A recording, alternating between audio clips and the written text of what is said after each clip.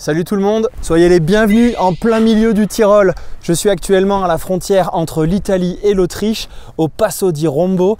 Et ici, on est en plein cœur du Tyrol, dans des paysages absolument incroyables. Les montagnes sont magnifiques, il y en a de partout. Il y a de la neige là-bas, il y a de la verdure là-bas, il y a des rochers ici. C'est juste le paradis sur terre. Alors, bienvenue dans cette toute nouvelle série qui suit celle sur les Dolomites. Et maintenant, j'arrive en plein milieu du Tyrol. Donc, je vais vous partager ce périple incroyable qui va m'amener un petit peu en Allemagne, un petit peu en Autriche, un petit peu en Italie, un petit peu de partout. Comme d'habitude, cet itinéraire que je suis en train de tester, vous le retrouverez sous la vidéo pour pouvoir le télécharger sur mon blog. Je vais changer pas mal de choses, je vais le rendre super sympa, encore mieux que ce qu'il n'est. Dedans, vous trouverez toute l'organisation, les traces GPS, GPX, les campings, les endroits où faire le plein, tout, il y a absolument tout. Il n'y a plus qu'à mettre le GPS et à suivre la route. Et attention, regardez pas que les paysages parce que sinon vous allez manquer un virage parce que franchement, c'est le paradis, je le redis. Allez, trêve de bavardage, on n'est pas ici pour ramasser des cailloux, alors je vous emmène avec moi et on va visiter le Tyrol ensemble, c'est parti!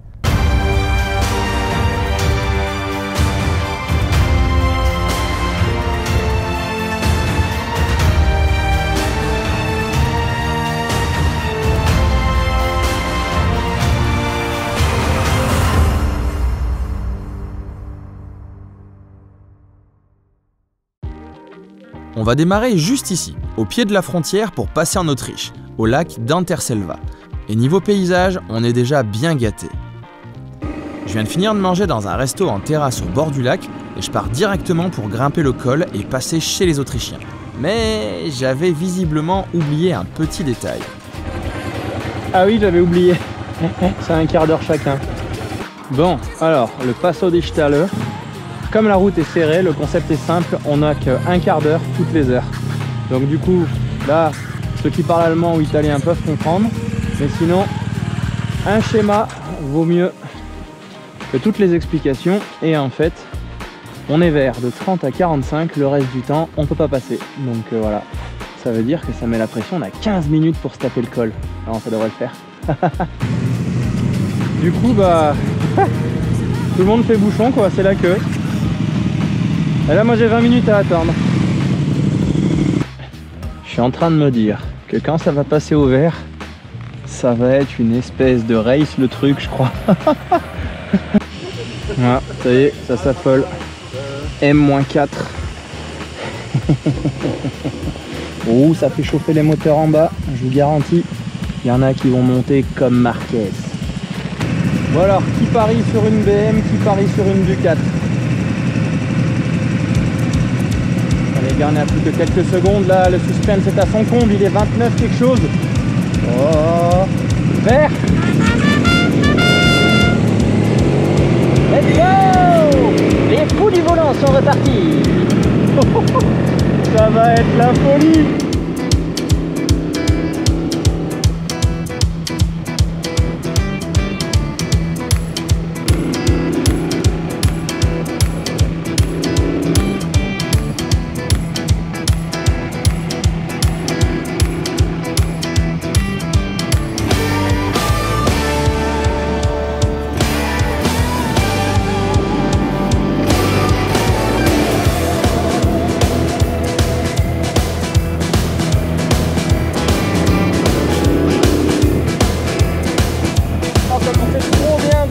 Il n'y a personne en face.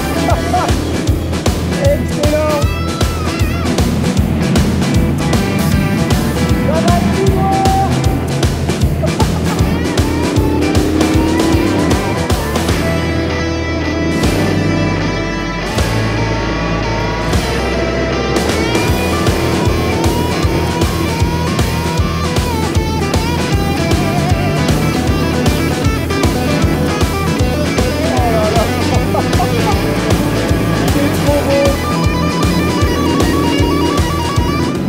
Bon, ça va, le rythme il est plutôt pépère.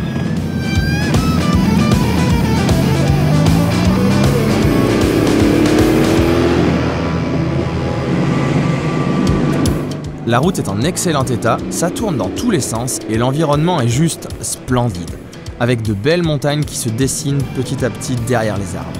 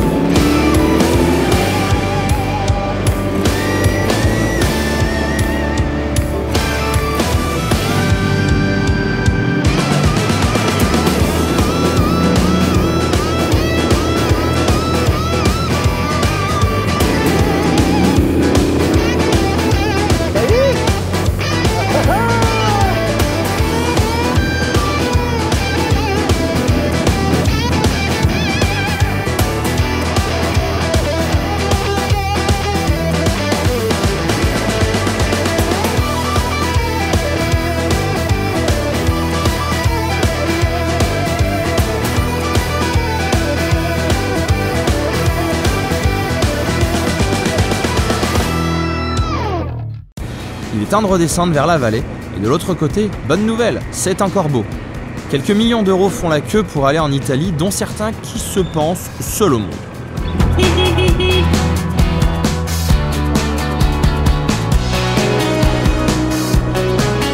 Pour mon premier lac autrichien, je suis plutôt content. J'ai envie de faire des photos tous les 100 mètres. Si vous ne mangez pas dans un resto au lac d'Avent, ici est un endroit parfait pour faire le pique-nique. Oh mais quelle vue! Effectivement, Passo di Stale, il faut absolument le faire.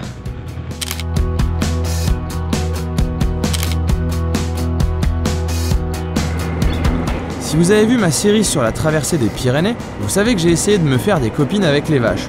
Mais ça n'avait pas bien fonctionné. Bon, je ne vais pas retenter ici. Et puis je comprendrai rien à la vache autrichienne.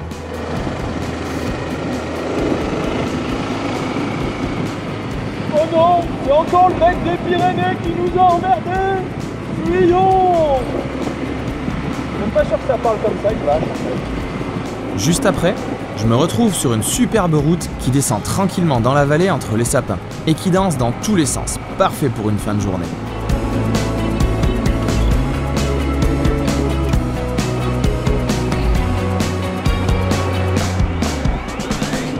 Ah bah le tunnel autrichien, c'est pas le tunnel italien. En tout cas, il y a un gars, il passe le balai tous les matins, 6h du mat, petit coup de balai, et c'est parti. Les décors sont bien différents par rapport au côté italien. Ça ressemble plus à ce que je connais chez nous dans les Alpes. Mais vous verrez que ça n'est que pour quelques dizaines de kilomètres. Les prochains épisodes vont être hallucinants. D'ailleurs, pensez à vous abonner pour ne pas les manquer. Voilà. J'ai mon coin pour la nuit. Juste ici, il y a le patron. Salut patron. Ça fait 10 ans qu'il habite là, il paraît qu'il se prend pour un chien. Cool. Et moi, je vais habiter juste là-haut.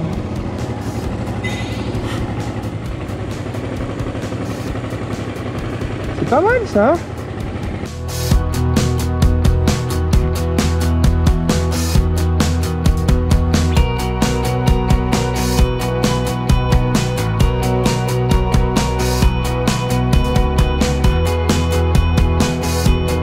Voici mon spot de camping de ce soir. Premier jour en Autriche. Bienvenue en Autriche. Les Dolomites, c'est fini. Maintenant, place au Tyrol. Donc demain matin, c'est direction par là-bas, entre les montagnes, pour gravir le célèbre Grossglockner. Putain, j'ai réussi à le dire. Je pense que ça va être blindé de monde. Comme d'hab, vu que je pars pas très tôt, il y aura encore plus de monde. J'espère que je vais pouvoir faire de jolies photos et de jolies vidéos parce que ça a l'air d'être exceptionnel. Et en plus, c'est la star du coin. Donc...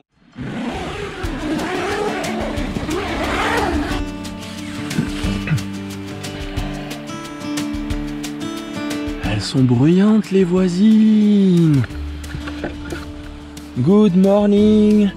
Premier réveil en direct de l'Autriche.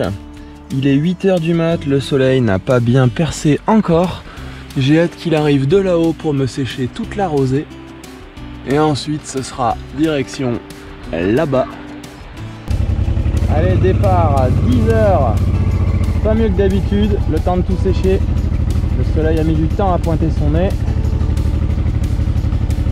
J'ai toujours le dos en compote là, je récupère rien du tout avec ce matelas Décathlon pourri. J'ai pris celui de Sophie. Vous en avez parlé une fois, bah, je vous le déconseille, mais alors sévèrement. C'est un massacre. Je ne vais pas rester bien longtemps dans cette petite vallée, même si elle est verdoyante et belle, car il va bien falloir prendre un peu d'altitude. Et oui, on ne s'approche pas du point culminant de l'Autriche sans grimper un minimum.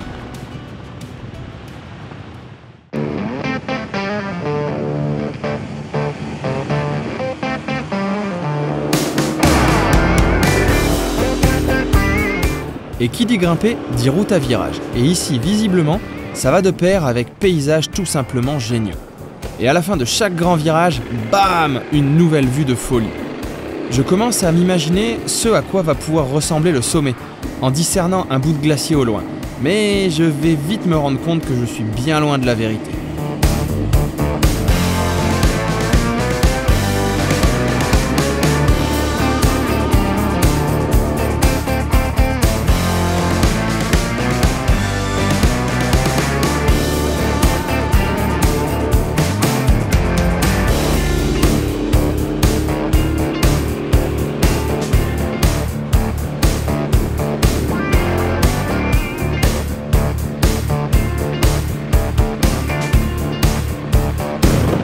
Je vais payer 27 balles 50.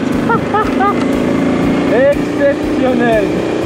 Et oui bonhomme, ici il faut voir ces montagnes et les alentours comme une sorte de parc d'attractions naturel.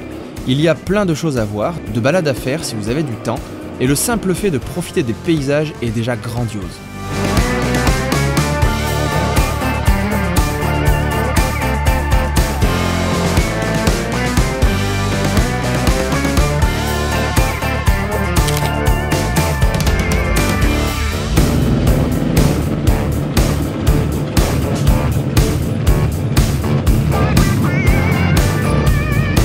Bon ben voilà, c'est la première fois de ma vie que je me trouve en bas d'un col et d'une route normale où il y a un péage. Et 27,50 €. Par contre j'ai pas l'écharpe, moi je sais pas si ça va passer du coup. Bon on va voir. Guten Tag.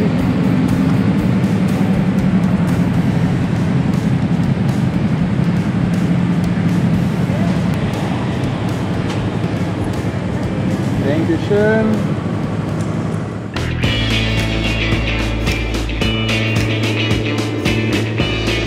C'est à partir d'ici que les choses sérieuses vont commencer. J'ai déjà pas mal de glaciers en ligne de mire. Si vous regardez sur une carte, vous verrez qu'ici il y en a une bonne superficie. Je me régale sur la route et j'avoue qu'il n'est pas toujours facile de garder un œil dessus. De virage en virage, les sommets du Tyrol se rapprochent.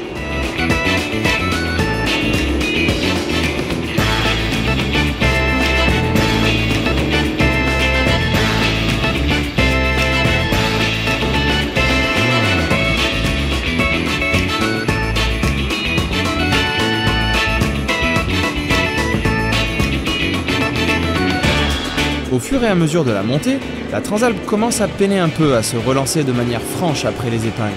L'altitude commence à se faire sentir et les 45 kg de bagages n'aident en rien.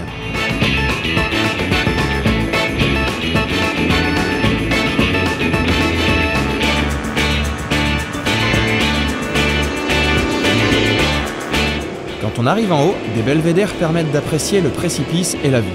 Le sommet étant un cul-de-sac, je vais essayer de me rapprocher le plus possible et ça tombe bien car il y a des parkings gratuits réservés pour les motos. Vous avez entendu ces couinements métalliques? Vous allez bientôt savoir d'où ils viennent. Ne prenons pas peur tout de suite et profitons plutôt de ces décors majestueux.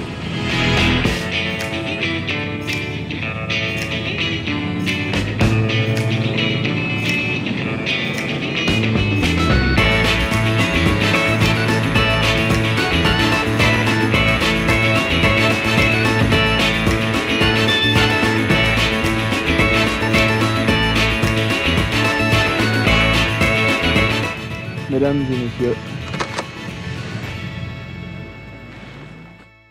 Ça, c'est les Néerlandais qui étaient avec moi ce matin, qui sont venus en remorque et qui parcourent ici en bécane.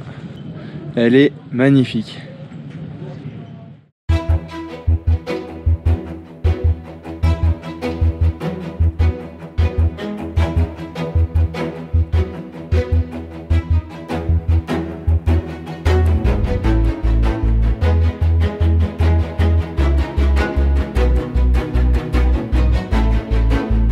Encore un petit café avec vue. Alors celui-là, si vous trouvez combien je l'ai payé par contre. Le plus cher de toute ma vie. Alors qu'on fasse les présentations. Celui-là là-haut, c'est le Grossglockner. La montagne du coin. Le truc qui culmine à 3800. Quelqu'un veut monter? Allez voilà, la petite pause au Grossglockner est terminée. Putain, je vais galérer à dire ce nom tout le long. Je crois qu'il y a trop de consonnes. Ça au Scrabble, ça fait un carton quoi. Par contre, je suis pas sûr qu'il soit dans le dico du Scrabble. Donc ne le placez pas, ça vaut pas le coup. L'objectif là, c'est d'essayer de faire un peu de drone. Ça va être tendu, il y a plein de monde. Je vais voir si je peux aller me mettre vers là-bas. Là. Il y a un parking, j'aime bien me mettre tout au fond pour faire chier personne.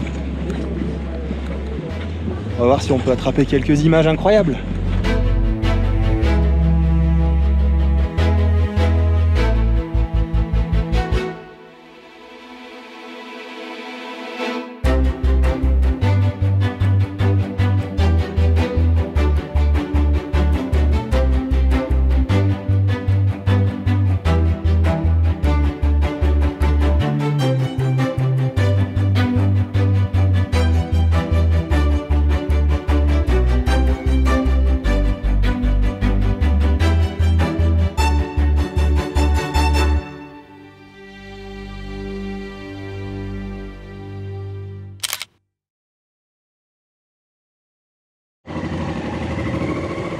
Allez, un petit bye-bye dans le rétro au Grossglockner.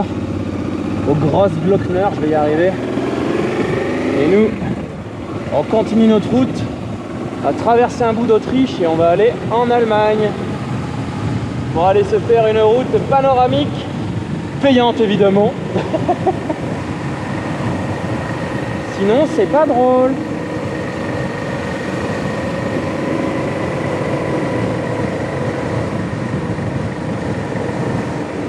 Les messieurs dames sont en train d'observer les marmottes. Il y a un spectacle de marmottes en bas.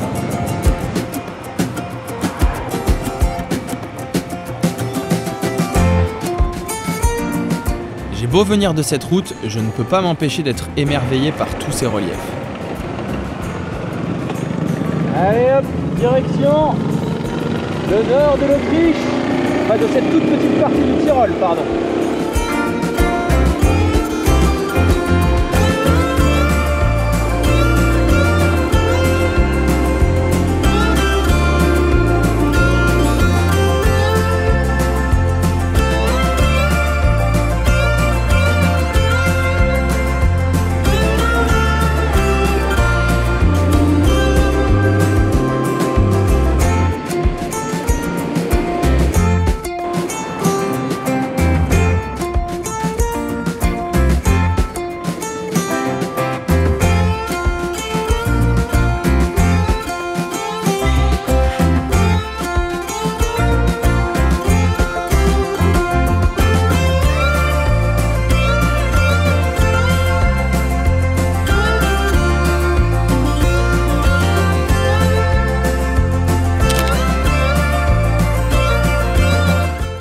Et ben en fait c'est très différent des Dolomites, mais les paysages sont aussi splendides.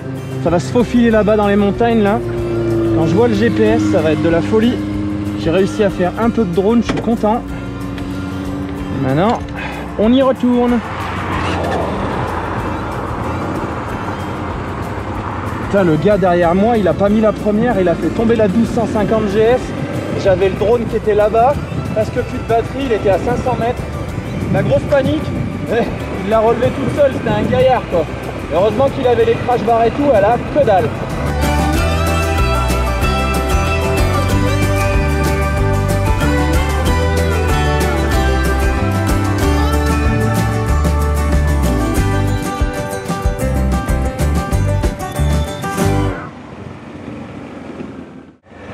Ça les gars, je vais doubler une Ferrari.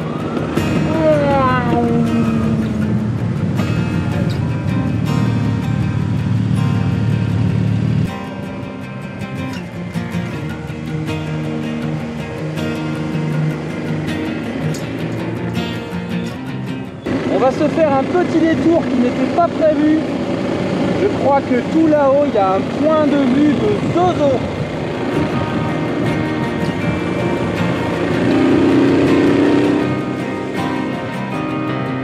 Je vais vous avouer un truc, ici, j'ai totalement perdu le sens de l'orientation.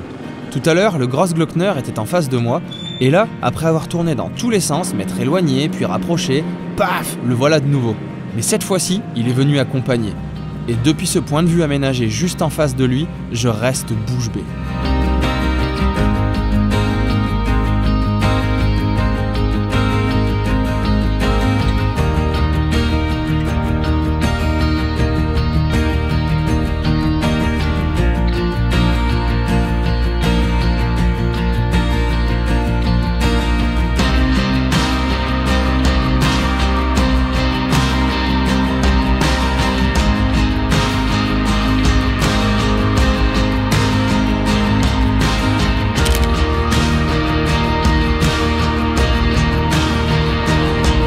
Et dire que j'ai tourné brusquement sur cette mini-route en pavé alors qu'elle n'était pas du tout prévue et que je ne l'avais même pas repérée. Autant vous dire qu'elle est déjà rajoutée à mon guide de visite du Tyrol car c'était une pure merveille. Vous ne devez la manquer sous aucun prétexte. Ah oui, toujours ce couinement. Ça arrive, je vais vous en parler. Mais finissons de profiter au maximum.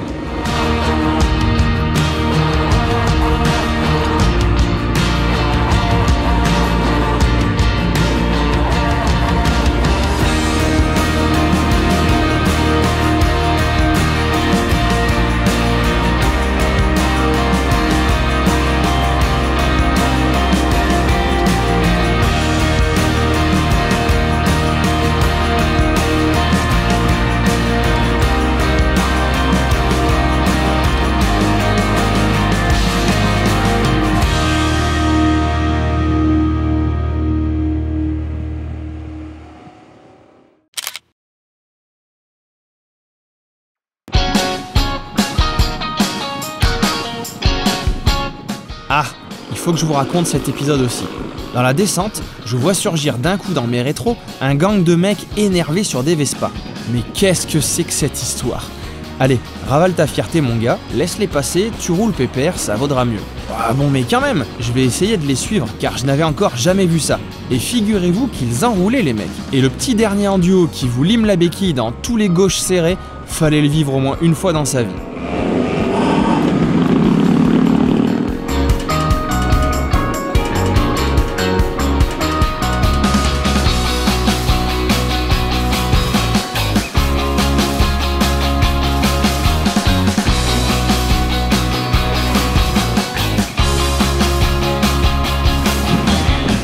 Rassurez-moi, on ne paye pas une deuxième fois là. Je paye à l'entrée et à la sortie.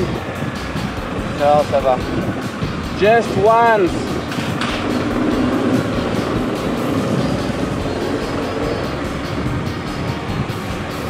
Eh ben,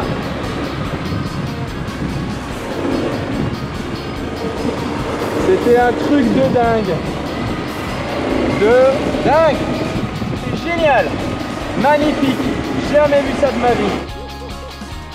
Bon, l'école, enfin le gros col principal avec le Grossglockner c'est terminé, il en reste quelques-uns. Par contre le frein arrière faisait que couiner. Je suis allé jeter un œil. Putain j'hallucine, il y a quasiment plus de plaquettes. Le truc de fou c'est qu'elles se sont bouffées en un coup. En fait ça sentait les freins ces derniers kilomètres. Je pensais que c'était devant moi, que c'était pas moi.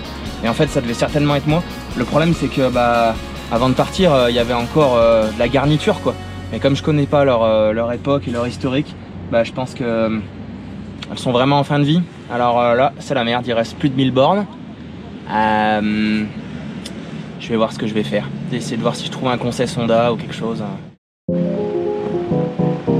Autant vous dire qu'à partir de là, j'ai roulé sur des œufs. Interdiction formelle de toucher le frein arrière et distance de sécurité multipliée par 30. J'ai encore un col à prendre obligatoirement sur mon tracé, j'espère que ça va passer. Ah bon le tourne-passe c'était un tout petit col en fait. Je pensais qu'il était plus gros que ça, il était très roulant. Bon on va voir la descente maintenant.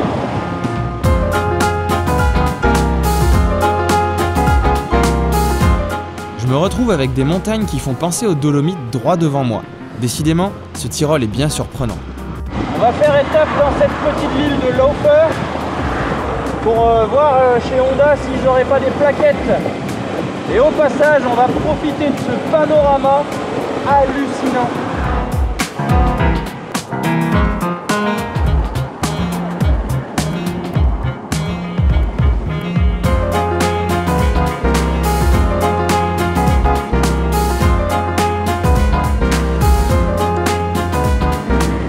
Allez, allons voir s'ils ont mon bonheur.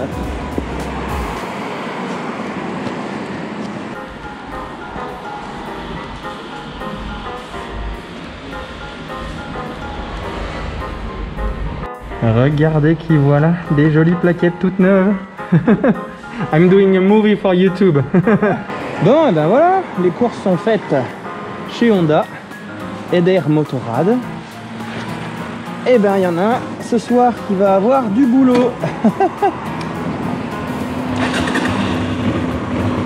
Allez, direction le camping, encore une quarantaine de bornes. Et c'est camping mécanique ce soir. Bundesrepublik of Deutschland. Welcome to Germany. Hey, hey. Alors, comment est-ce qu'on roule en Germanie? Autoroute, non. Oh, ils sont à 100. Putain, et nous on est à 80. Ok. Pourtant que la montagne est verte, même en Allemagne aussi.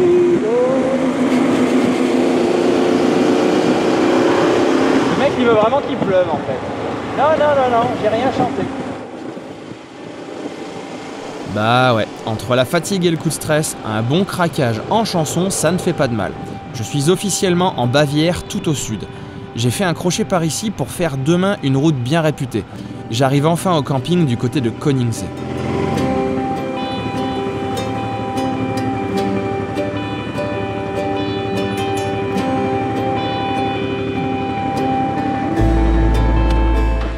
Bon, allons voir s'il y a de la place. Au niveau de la vue, ça va.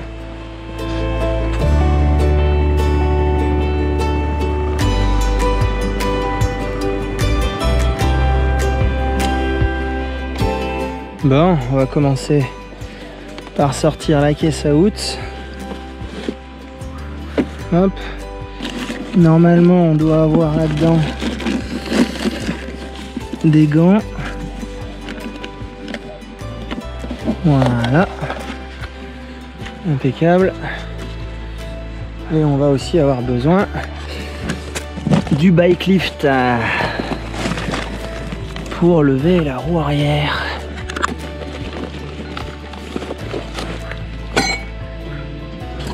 C'est dans une galère comme celle-là que je suis heureux d'avoir tous mes outils sur moi. Même s'ils me prennent un peu de poids, au moins je peux régler le souci en peu de temps et je ne vais pas chambouler mon voyage. Si vous vous souvenez, je vous ai fait une vidéo sur ce sujet début 2021. Pensez à y jeter un coup d'œil avant votre prochain road trip.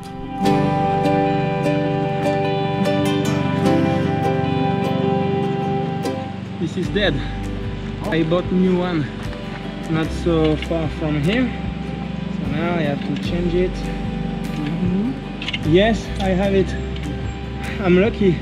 I found a shop, a Honda shop. So I'm kind of lucky.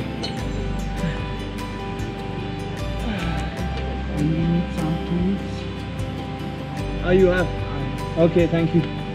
Maybe to tighten this one because it was a bit difficult to untighten it and not big, I see. It's blue car. Blue car, ok. Thank you. Autant te dire que celle-là, tu vois, on voit la rainure. Mais ça fait de la frite là, tu vois.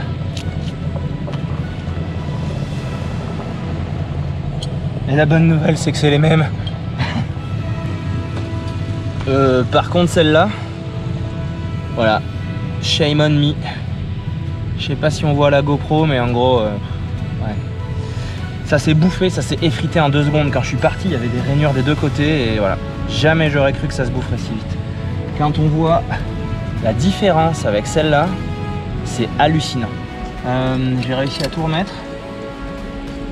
J'ai réussi à reprendre la tension de chaîne, on va voir si elle est bonne. Et là, je suis en train de resserrer. Ce que j'ai pas, c'est la clé dynamométrique pour mettre environ 80 Newtons. Je suppose que personne l'a. Bon, on va faire ça.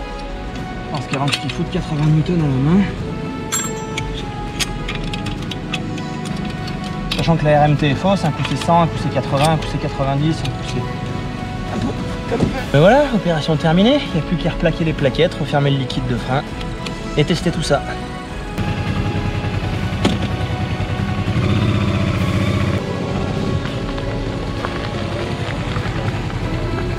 Bon, ça freine pas de ouf. Pourtant, ça devrait freiner du diable, non? Ok, pardon, je sors. Ah non, je suis déjà dehors. Bon, bah ouais, je sais pas. Bon, faut qu'elle se rôde, hein, j'avais rien pour les poncer. En tout cas, là, on peut pas dire qu'il n'y a pas de matière. Pauvre. Bon, le disque, il est pas beau aussi, hein, je sais. Hein. Putain, d'ailleurs, il est déjà tout chaud, le disque. Allez, mission tente maintenant. Ah, faut avouer qu'il y a quand même pire comme emplacement de camping. Une vue sympa là. Un matin, lever de soleil ici. Ah mince, ça va être encore à l'ombre. Ah. Franchement, c'est un truc de fou. Bon, une jolie petite nuit sous la pluie. Et j'ai beaucoup de chance parce que ce matin, ben, il fait presque beau. Enfin, c'est nuageux, mais au moins il n'y a plus de pluie. Un petit café. On sèche tout ça, on range tout ça. Et direction la Panoramastraße. En fait, le matin, je sais pourquoi ça prend autant de temps. Parce que déjà, avec la microfibre, il faut essayer de sécher un petit peu le dessus de la moto pour pouvoir poser des choses, puisque le sol est trempé et boueux. Ensuite, il faut ranger tout. Donc il faut ranger tout le couchage, il faut sortir toutes les affaires. Comme j'ai dit, c'est trempé, il y a la rosée, donc on ne peut pas poser par terre. La tente est trempée, il faut la sécher aussi. Donc ça prend pas mal de temps, puis le temps de se faire un petit déj, de se faire un café, d'aller se laver les dents, d'aller faire la vaisselle et tout ça. En fait, c'est comme ça qu'en étant debout à 7h30, j'arrive pas à décoller avant 10h. Et encore 10h, c'est bien. Rosfeld Panoramastraße. C'est celle-là qu'on va prendre. Ça grimpe de malade. 24% ils vont marquer. J'ai pas trop envie de faire un démarrage en côte ici, mais ils conduisent tellement mal. Regarde ça. Je suis en seconde à 30, ça va taper, voilà. Oh là là les gars.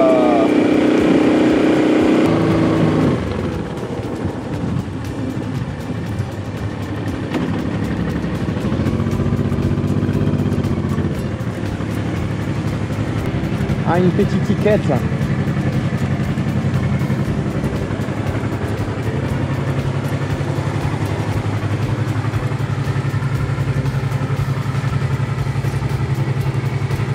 Language, s'il te plaît. T'en as un autre? Si t'as français, je prends. T'as English? Eh ben, allez, je prends English.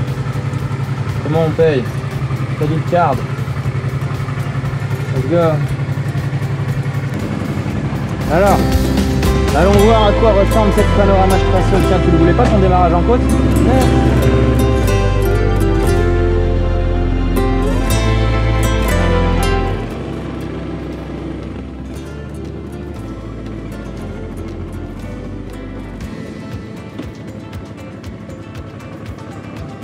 Hallo, wie geht's? Voilà.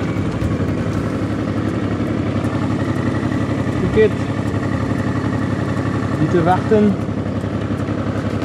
Ticket boot. Ah oui, effectivement, tu passes, c'est moto quoi.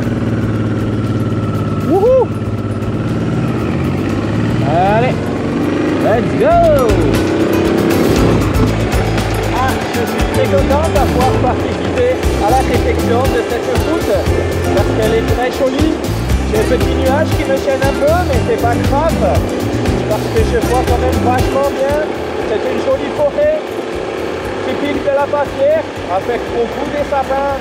Oh, enfin des pins, enfin non des sapins. Ah, je trompe des fois. Ah, petit nuage, pose-toi, montre-moi la montagne. Gebirge, schöne Gebirge, ja, ja, ja. Ouais, quand t'es tout seul, non, bah, tu craques, tu chantes des chansons, tu racontes des histoires. Tu dis bonjour aux animaux. Bonjour mesdames. Hallo, wie geht's?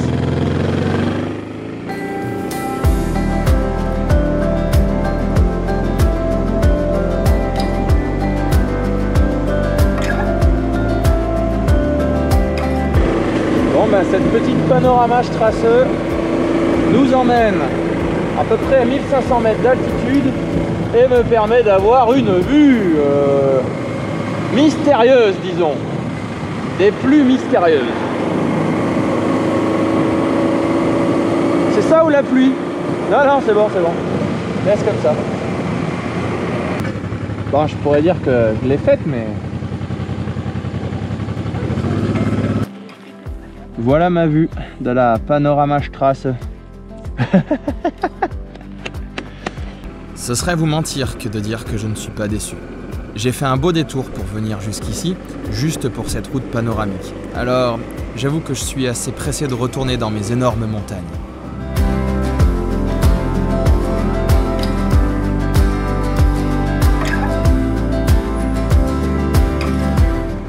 Bon bah c'est bien dommage. Je n'ai pas pu avoir la jolie vue qui était prévue. Du coup 5 € pour 12 km. Bon bah voilà, c'est une activité particulière. Ça,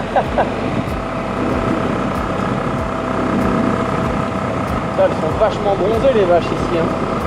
Il va y avoir du soleil. Pas aujourd'hui. J'ai croisé pas mal de jolies voitures sur la descente, juste avant d'entreprendre la traversée de la Bavière pour retourner en Autriche.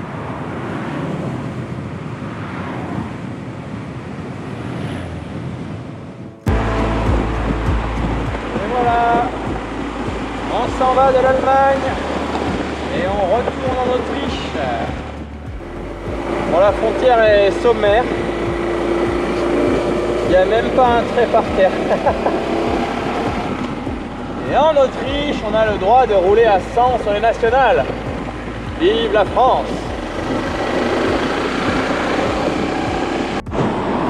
Allez, encore un plein qui est fait. Et on va aller se faire un petit col.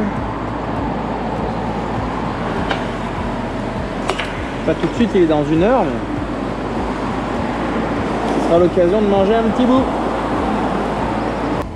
J'arrive au tout début du lac d'Achensee. Je dois pas être très loin de la bonne prononciation à l'allemande. Je retrouve quelques couleurs et reliefs au loin.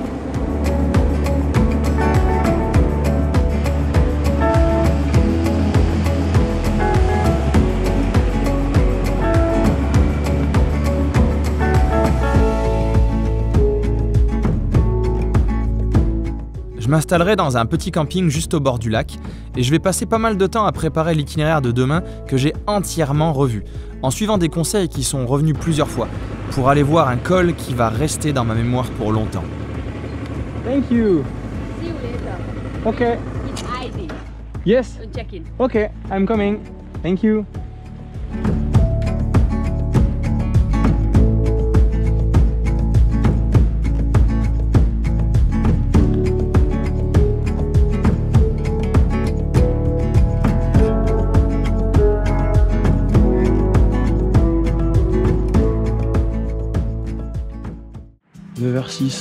C'est pas un truc de fou ça? Je suis presque prêt. Un miracle. Bon, 9h38, c'est pas mal. Allez, en route. Ciao. Bye. Me voici en route vers le plus beau paysage de toute cette série. Je me dirige vers Innsbruck et ensuite je prendrai plein sud dans les montagnes.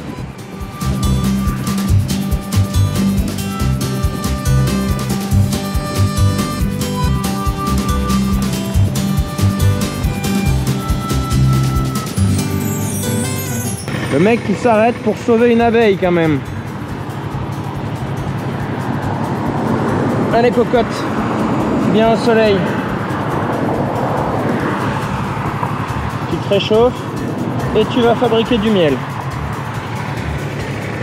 Avec une moyenne de 230 km par jour, je ne compte même plus le nombre de pleins d'essence.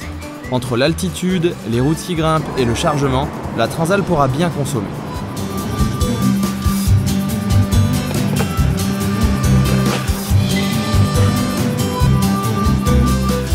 Et voilà, un petit plein pour partir dans les montagnes. On va en profiter pour mettre un petit coup sur la chaîne.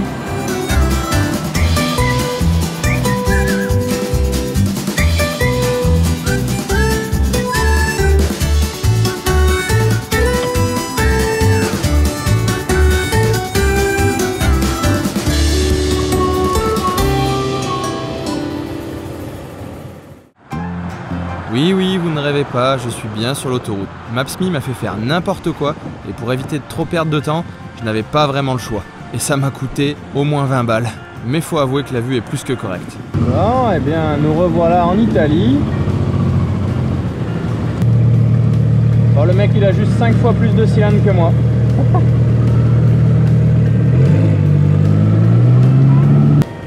La boucle que je me suis improvisée pour faire 2 gros cols supplémentaires m'a fait traverser la ville de Brenner, juste à la frontière entre l'Italie et l'Autriche. Dès la sortie, je prends la direction du Passo Giro.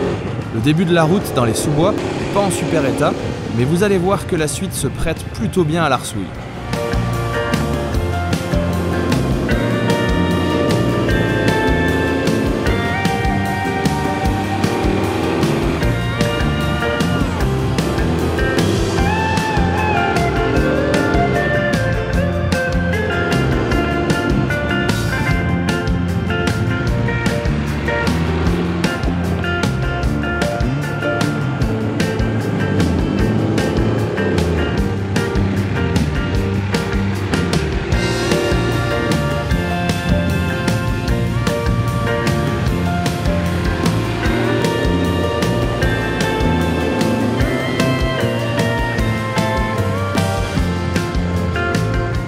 En s'approchant du sommet, la vue se dégage et je vois que je suis complètement cerné par les montagnes.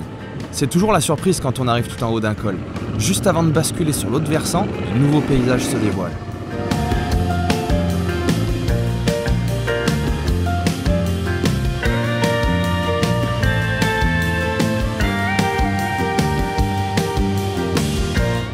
bien la vue depuis le Passo Monte di Giovo est plutôt pas mal, puisqu'en plus on peut monter un peu et avoir un panorama à 360 sur ces montagnes de folie. Et le mieux, c'est encore de les voir depuis les airs.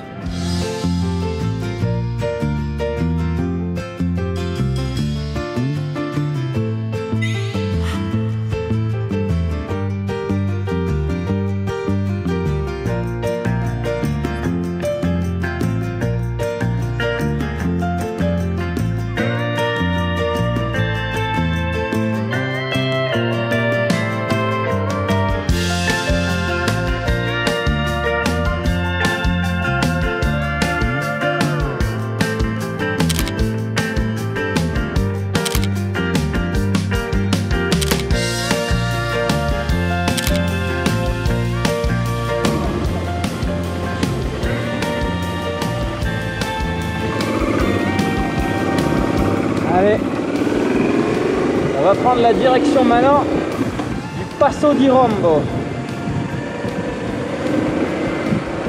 Il est à environ 40 bornes d'ici. Ça va être 40 bornes à travers les montagnes. Splendide.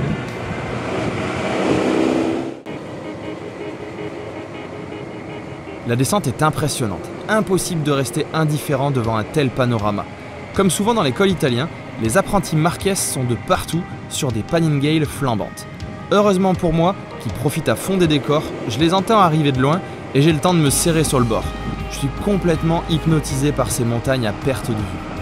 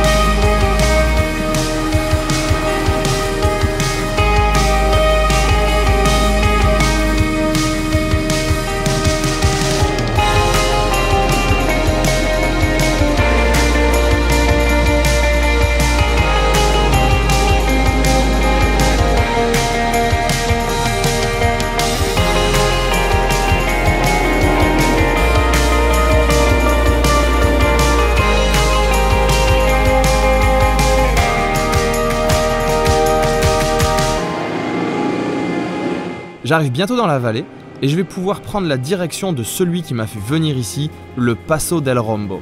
La barre vient d'être mise très très haute par le col de Giovo et je ne sais pas à quoi m'attendre pour le prochain.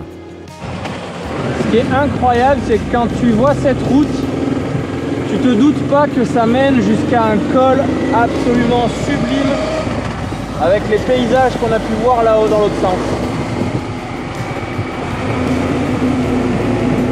Ça, c'est la magie de la montagne, ça. C'est parti, voici le tout début de la route pour le col. Les paysages ne vont pas arrêter d'évoluer et de changer sur toute la montée qui va durer pratiquement 30 km. Alors, accrochez-vous.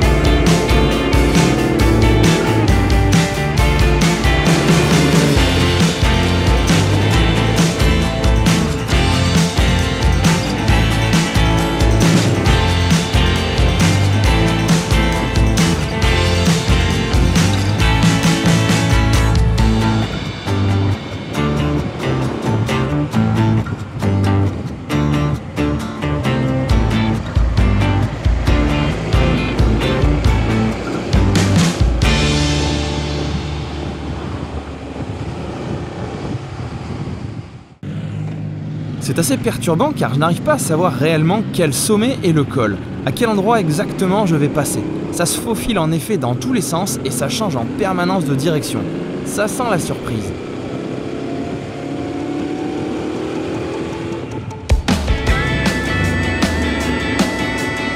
Ah, voici les premiers glaciers. Mais ce ne sont pas vers eux que je vais me diriger. Décidément, ce col est un vrai mystère jusqu'au bout.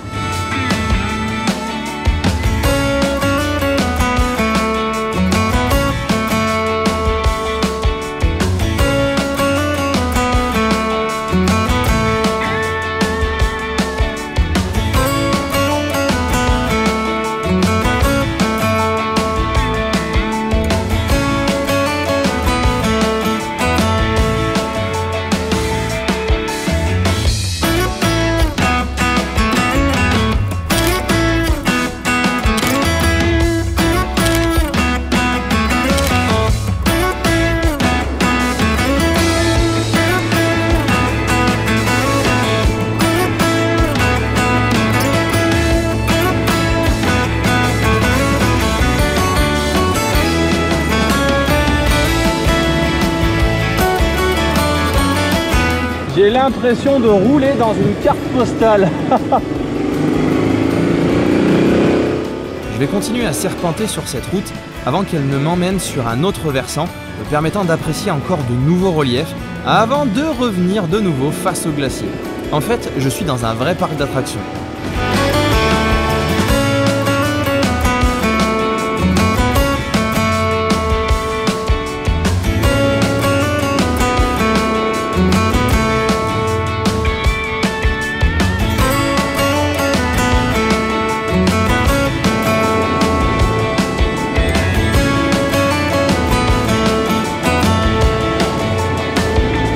Et j'arrive finalement sur un immense tunnel, le col est tout proche, je comprends enfin où est-ce qu'il se situe.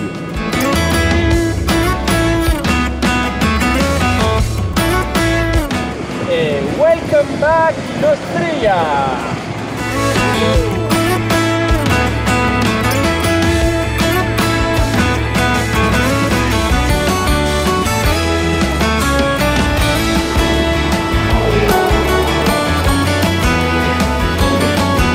Après avoir croisé quelques millions d'euros, j'arrive au bout de mes 30 km de montée. Le col du Rombo, qui culmine à presque 2500 mètres, est l'un des plus hauts cols routiers des Alpes italiennes.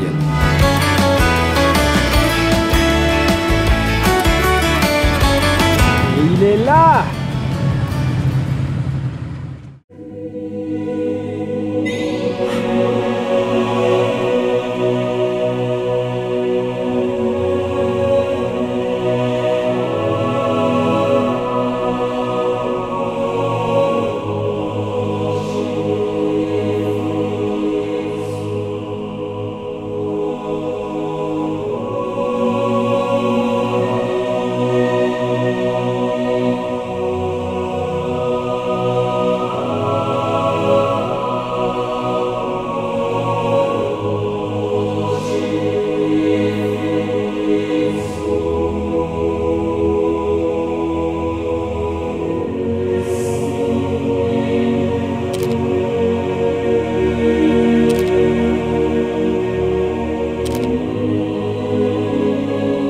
Bon, là je crois que j'ai trouvé mon col préféré.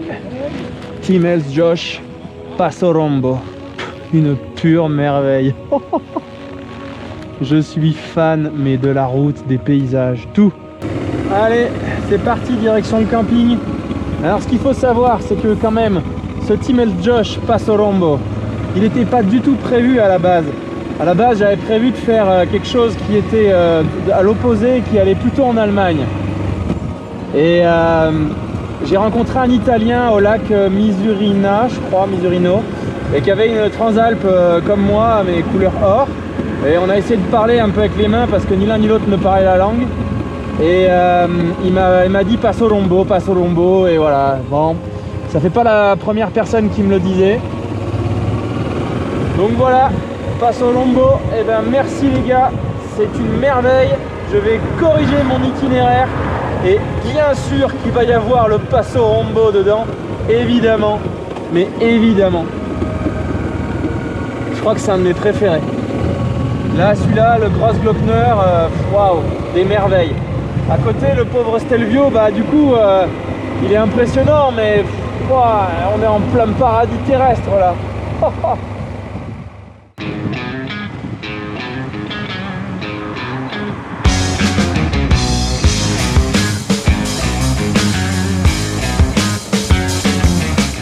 Alors les brebis égarées, ah putain, elles ont joué au paintball, elles ont une tache bleue sur le dos.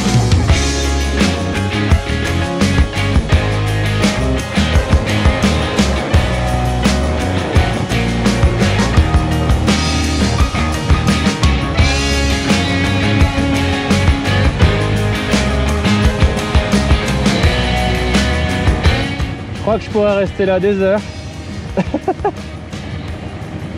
C'est parfait.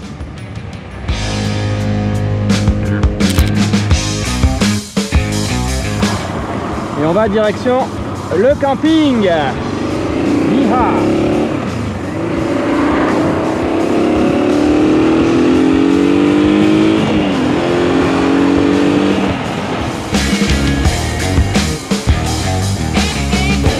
Mais ça s'arrête jamais d'être beau. Regardez-moi ça. Tu passes un virage et bam.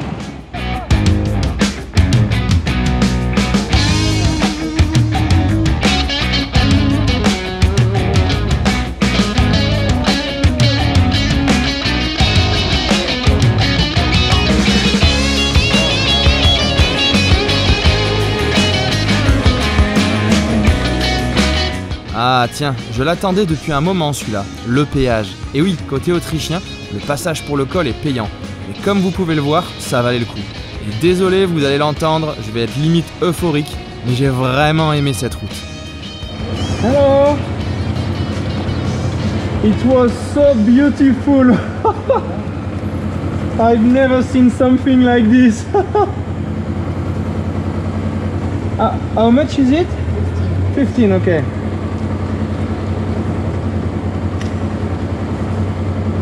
Yeah, 15. It's the hard track. Yeah, wow. It's impossible not to stop at every corner. That's what it's in a Caterpillar show. Yeah.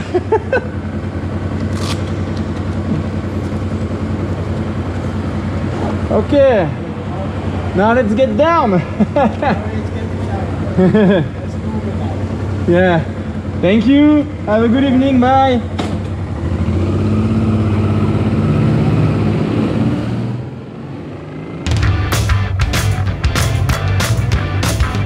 Bon, normalement, maintenant, les routes ne seront plus payantes. Enfin bon, on verra. Ah si, attends, il y en a encore une de payante, si je dis une bêtise, c'est pas vrai ce que je dis. Ah ben, on verra si elle est aussi belle. La descente vers la vallée côté Autriche est à la hauteur de ce que je viens de voir. C'est un vrai régal d'enrouler cette section qui va m'emmener jusqu'à Imst, mon étape de ce soir.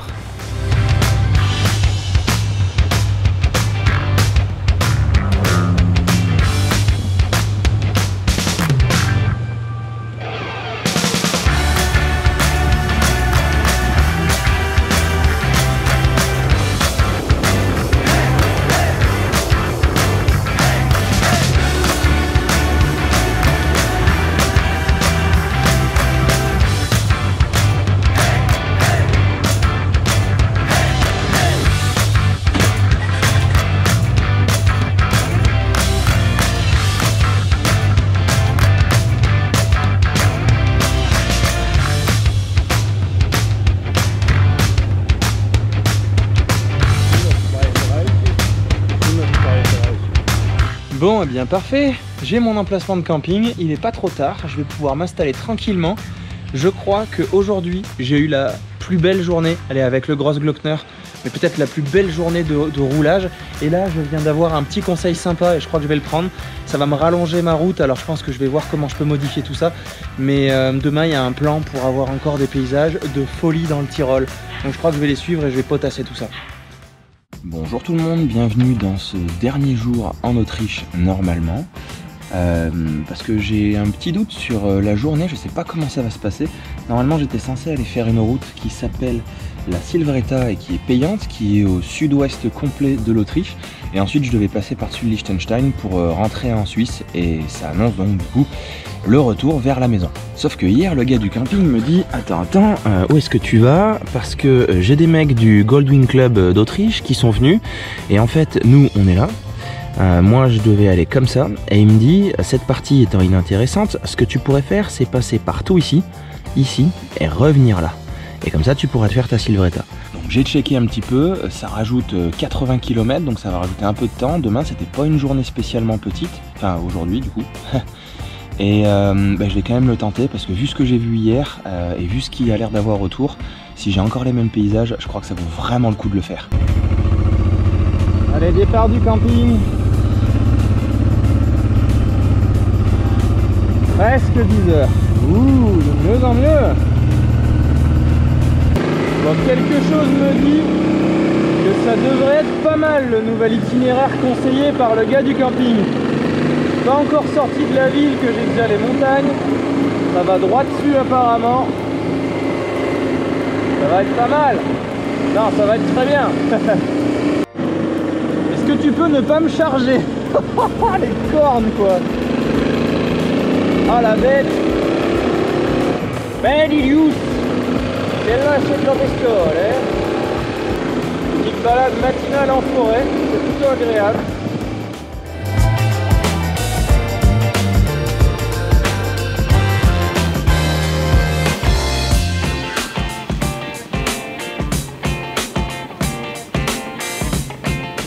Par contre, toute la portion est limitée à 60, alors ça va prendre un peu de temps.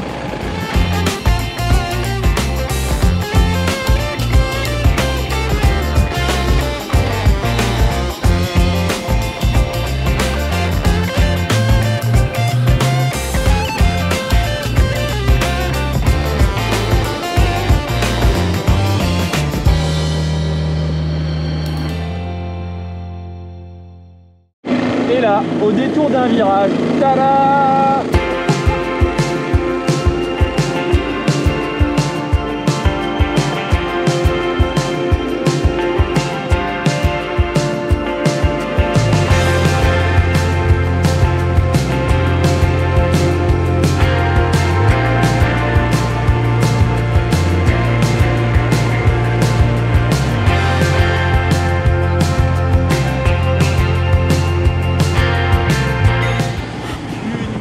Postale le truc. Oh là là. Alors ça, c'est la bonne surprise et ça n'augure que du bon quant au conseil sur cette boucle bonus. En fait, il faut retenir que tous les alentours de Imst sont splendides. La ville est encadrée par des massifs typiques du Tyrol, encore un autre parc d'attractions pour motards pour ainsi dire. J'ai pris un plaisir infini à rouler ici et je ne peux évidemment que vous recommander d'en faire l'expérience au moins une fois. Je continue de dérouler mon tracé du jour, seul au monde dans mon Disneyland version nature et montagne. Je suis si bien que j'en oublie totalement que c'est mon dernier jour de découverte de paysages inconnus et mon dernier jour dans le Tyrol surtout.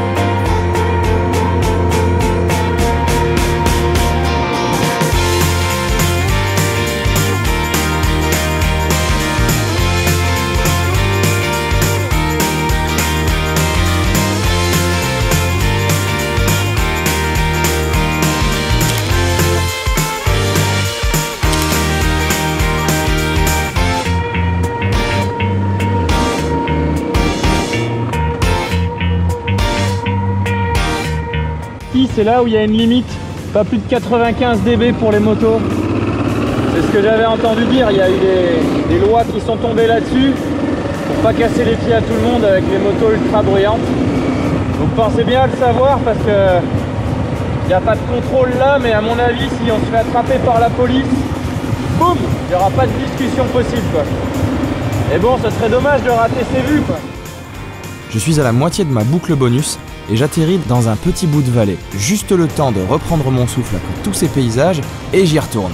Direction l'Alberg Pass. Je crois que cette matinée est la définition du bonheur absolu.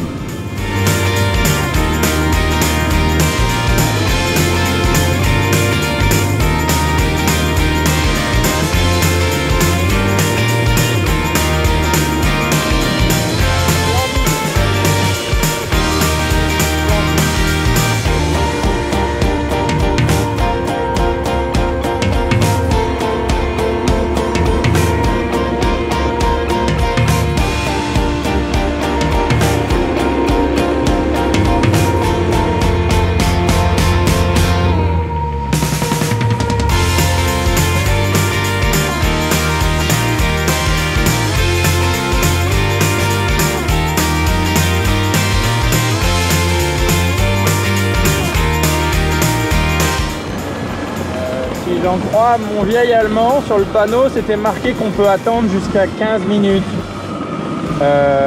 Non. T'as pas envie?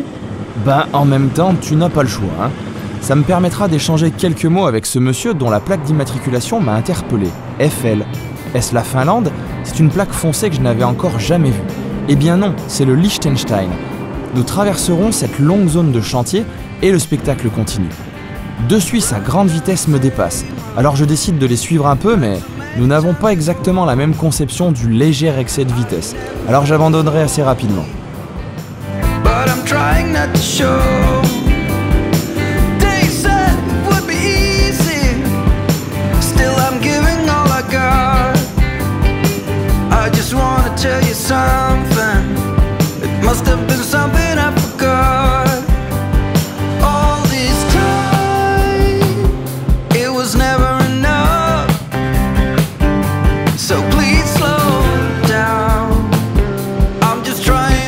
Et voilà, j'ai terminé cette super boucle surprise et je rejoins maintenant ma trace initialement prévue.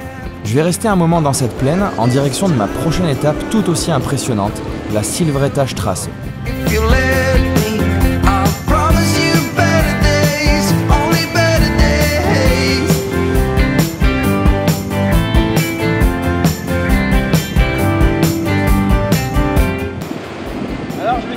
La fameuse Silvretta-Straße, et en fait je pense que ça devrait plutôt s'appeler la route du fric. Je n'ai vu depuis tout à l'heure que des hôtels 4 et 5 étoiles. Donc en gros, si tu fais partie de la classe moyenne ici, bah c'est pas là qu'il faut dormir.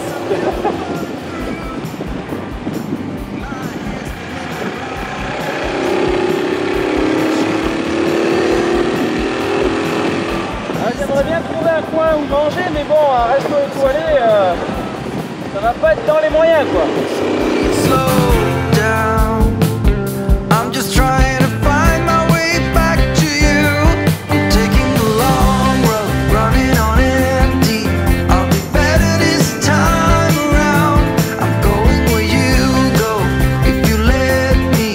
Allez, petit péage,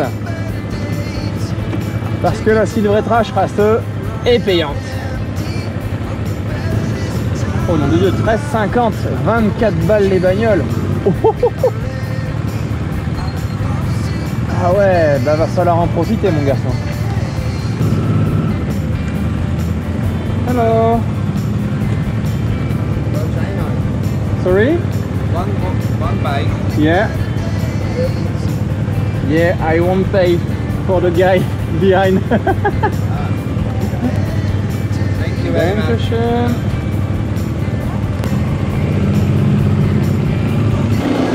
Voilà, contrôle radar, j'ai déjà payé 14 €, je vais pas en rajouter. Hein.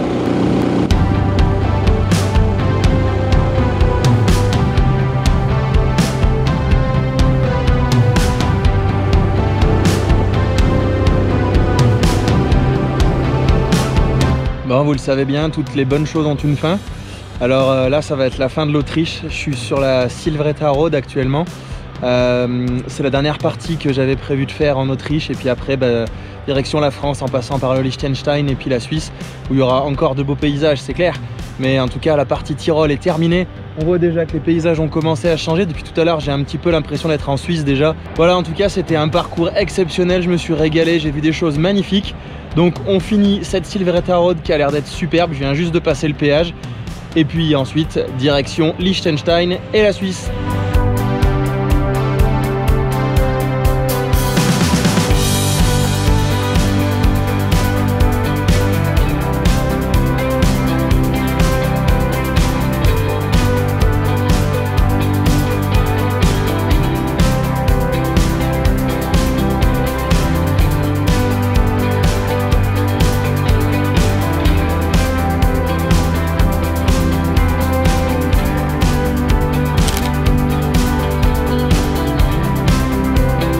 Cette route, considérée comme l'une des plus belles routes panoramiques des Alpes, vous emmènera à 2032 mètres d'altitude au niveau du col de Bielerhöhe.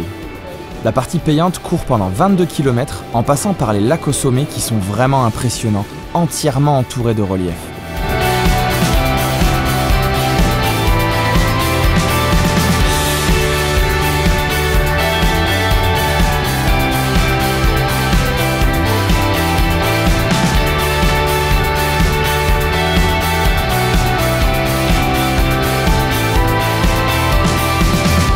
Le col à peine passé, et je comprends immédiatement que ce que je viens de voir n'était qu'un échauffement. Tout ça m'a fait oublier la faim, l'heure tourne et je vais tenter de trouver quelque chose à manger. Un resto juste en contrebas termine sa saison dans 2 jours, mais peut me proposer une bière avec du pain maison et de la charcuterie locale. Impossible de refuser. Elle est pas mignonne. En plein milieu des montagnes, comme ça là. Il y a pas mal de chemins ici, hein. Ça donnerait bien envie de revenir avec des tracés complètement off-road. Ça doit être juste fou. Bon les gars, si on a arrêté de faire 200 pauses et qu'on allait se la faire un petit peu à la fin de cette route là.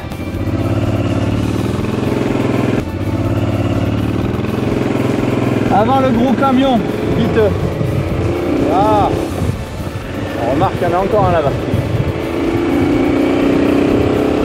On the road again. Road again. Waouh, c'est bon, ça suffit. Je vous épargne la suite de sa chanson, et accrochez-vous bien, les paysages qui arrivent sont d'un autre monde.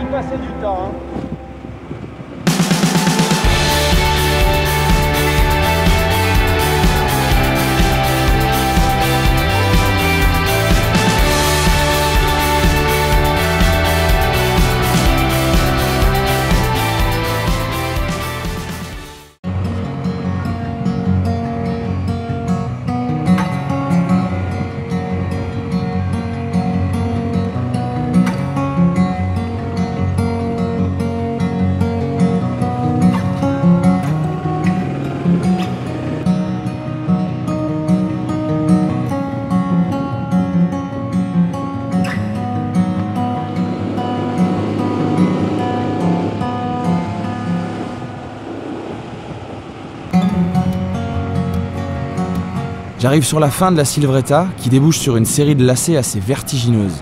C'est le moment d'envoyer Moustique pour voir ça d'en haut.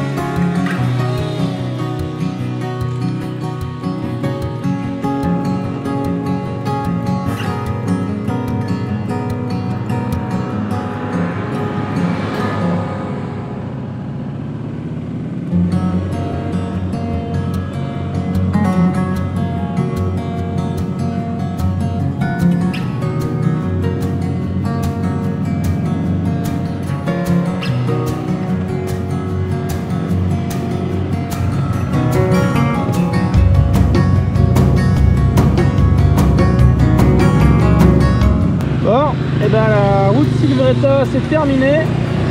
Donc je viens de me programmer le GPS, on a 128 km pour aller en Suisse à travers le Liechtenstein.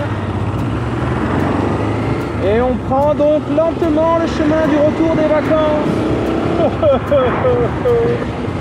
Et nous avons quand même la Transalp qui a passé ses 50 000 dans la Silvretta Road. C'est pas mal pour faire son anniversaire, hein.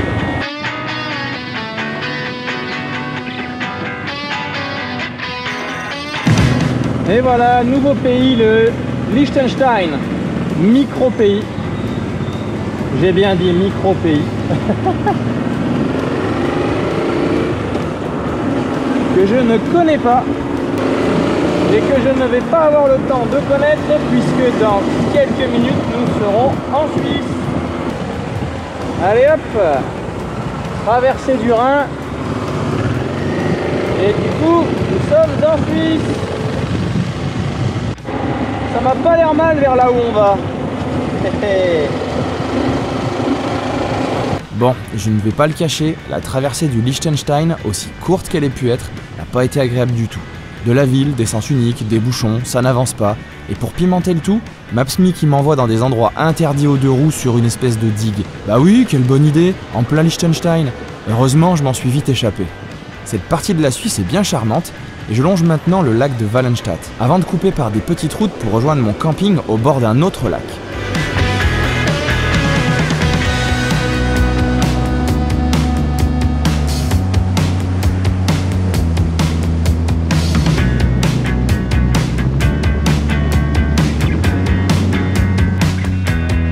Tout en bas de la route, il était inscrit quelque chose en allemand avec sur un panneau une sorte de moto, comme si c'était interdit d'être là. Pourtant il y a des voitures. J'avoue que j'étais assez sceptique et que je commençais à me demander comment cette route pouvait bien m'emmener à mon étape pour la nuit. Et c'est en arrivant au sommet que j'ai compris.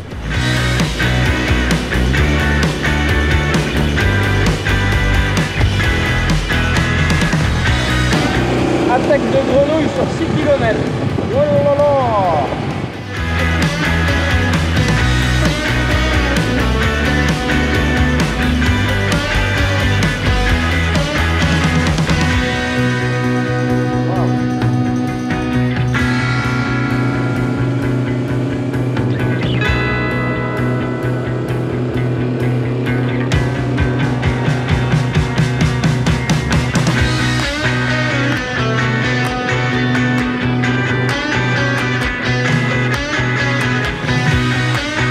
J'avais choisi un camping retranché au bord d'un lac d'altitude.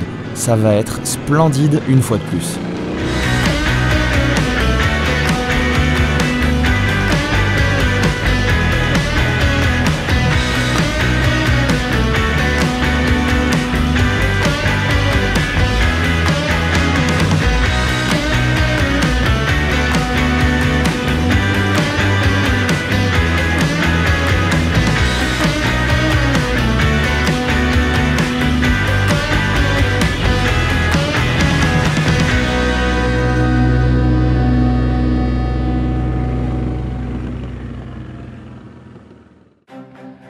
Je crois que ce camping est vraiment tranquille et bien placé. Alors par contre on n'a pas trop le droit d'y aller en véhicule, donc du coup tu traînes ton bazar.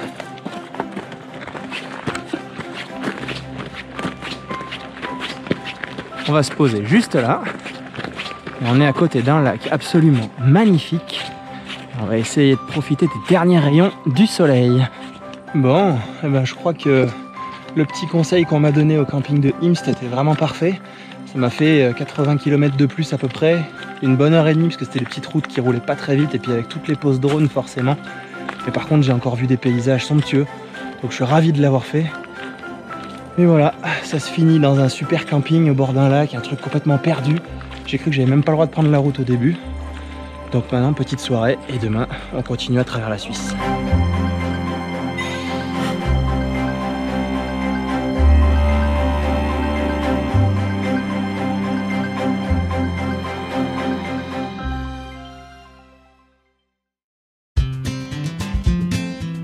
Après une soirée bien arrosée avec le voisin, je me réveille dans cet environnement magnifique au bord du lac du Clontal.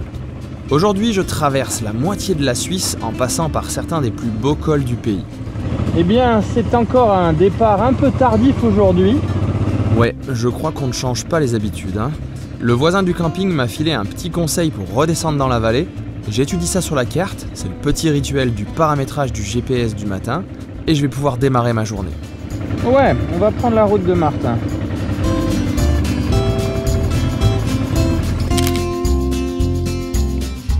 Je comprends maintenant pourquoi il a acheté un emplacement avec une tente rigide et qu'il vient ici depuis 7 ans pour les vacances ou juste pour souffler le week-end.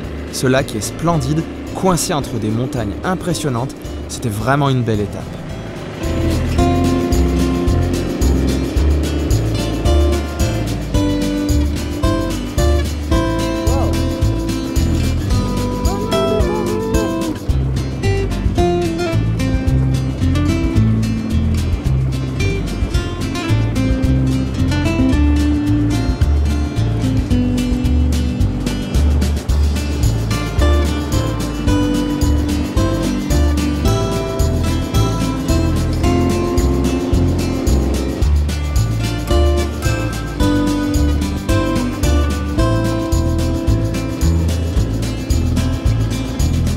Démarrer la journée par ce genre de route est un vrai plaisir et sachant ce qui m'attend, je peux m'avancer sans risque à dire que la journée va être excellente.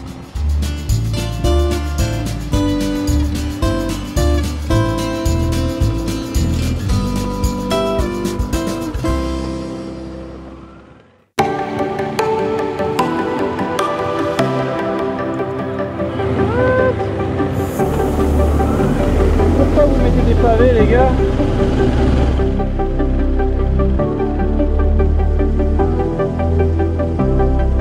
Une vallée et une quarantaine de kilomètres plus loin, me voilà au tout début de la route du Klausen. Il a pour réputation d'être le plus dangereux de Suisse pour les motards. Et vu qu'il fait quand même 47 km au total, je vais essayer de rester bien concentré.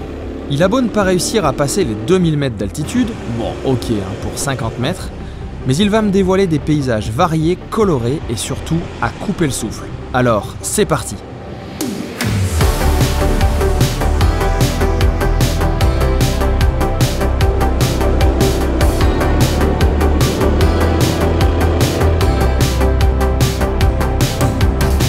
Pour la petite anecdote, les vaches ont essayé par tous les moyens de compliquer le début de mon ascension.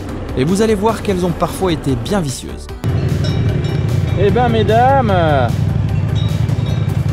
on fait son petit spectacle. Bon, peut-être bon, je vais marcher sur la route. Je sais pas. Ou peut-être bon, je vais faire un petit somme sur la route. Allez, on y va.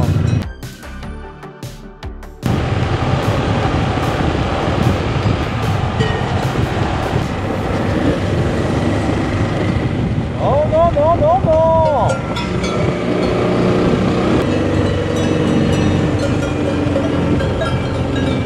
Merci.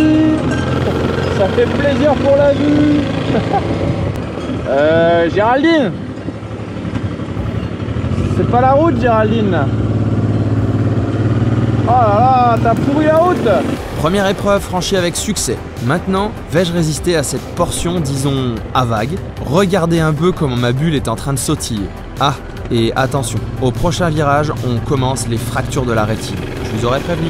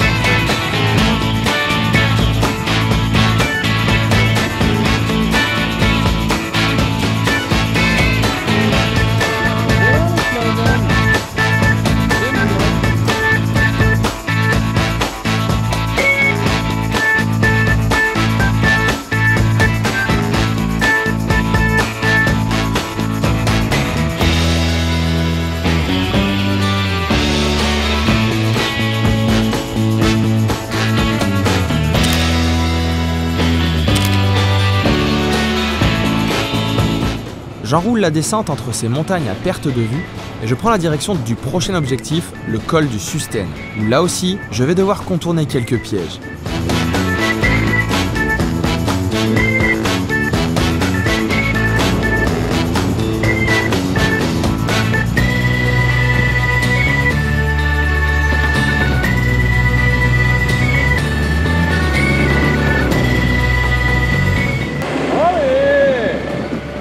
Appuyer sur le champignon. Oh là là. Promis. Promis, je fais pas exprès. Promis. Ils ne m'auront pas comme ça. Je compte bien le voir, le col du Susten. Je réussis à contourner ces obstacles et je peux me faire plaisir sur cette superbe portion à virage.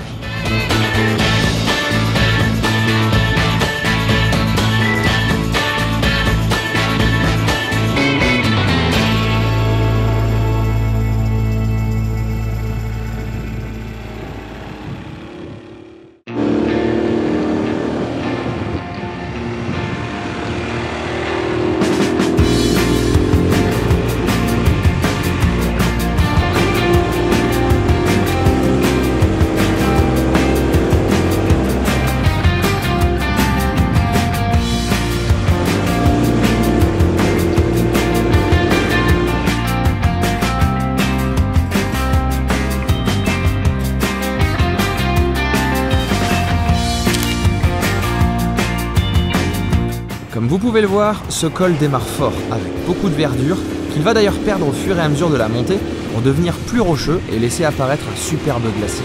Le col du Susten nous emmène à un peu plus de 2200 mètres d'altitude par une route vraiment plaisante à faire à moto.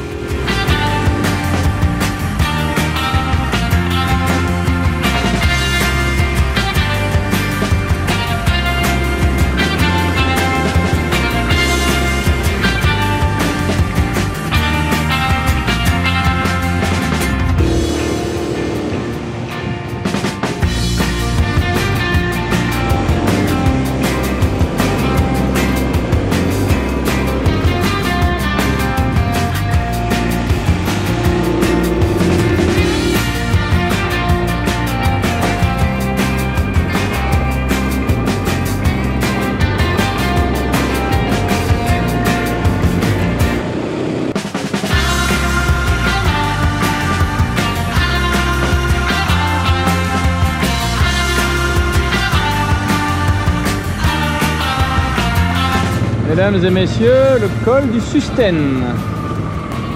Et si on se faisait un petit casse-croûte avec vue?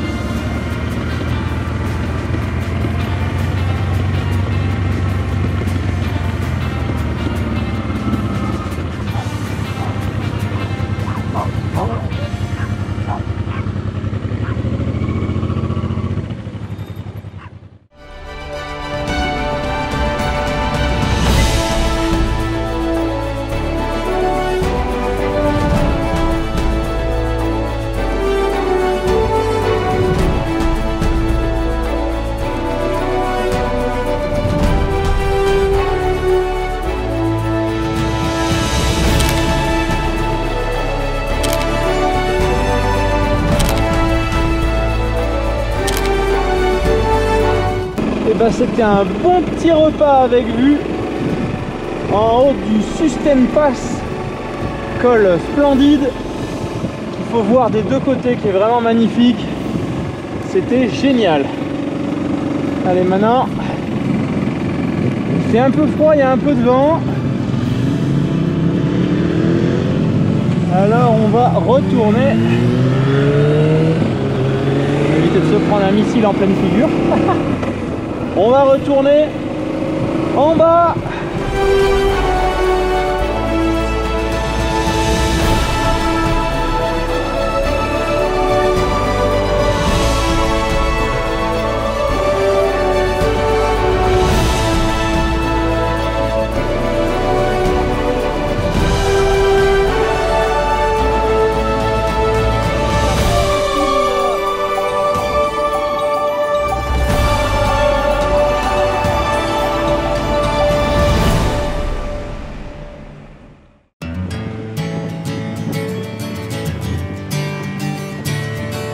Bon là, je viens de jouer mon dernier atout et je m'apprête à redescendre pour un moment en plaine, mais je vais d'abord profiter au maximum des vues spectaculaires de la partie ouest du système.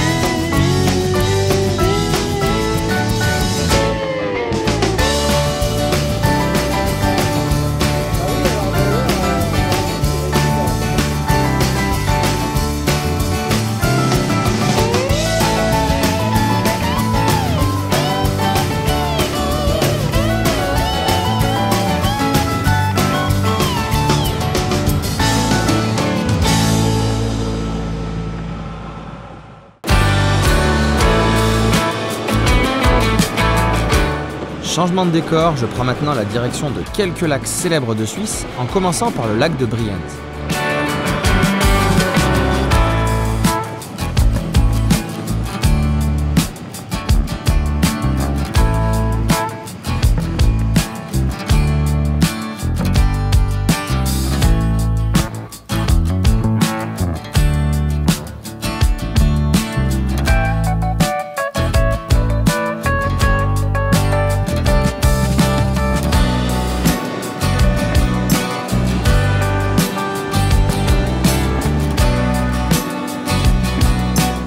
J'arrive ensuite au lac de Thun.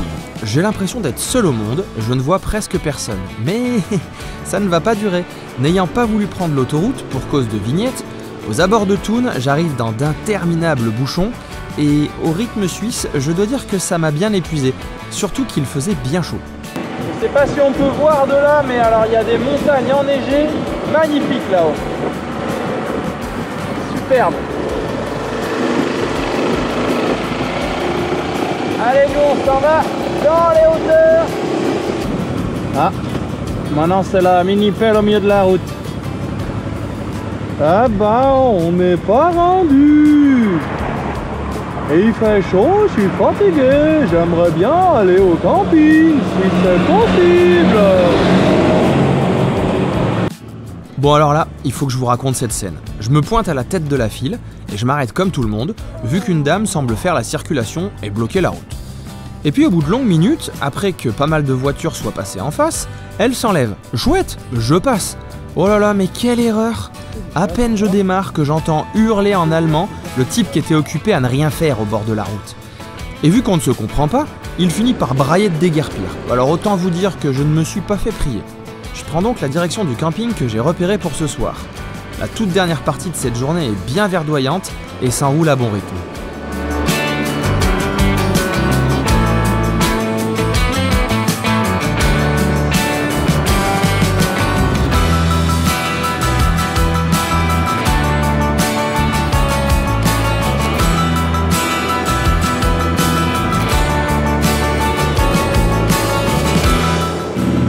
Nous on va se payer le 4 étoiles parce que là il y en a plein le dos.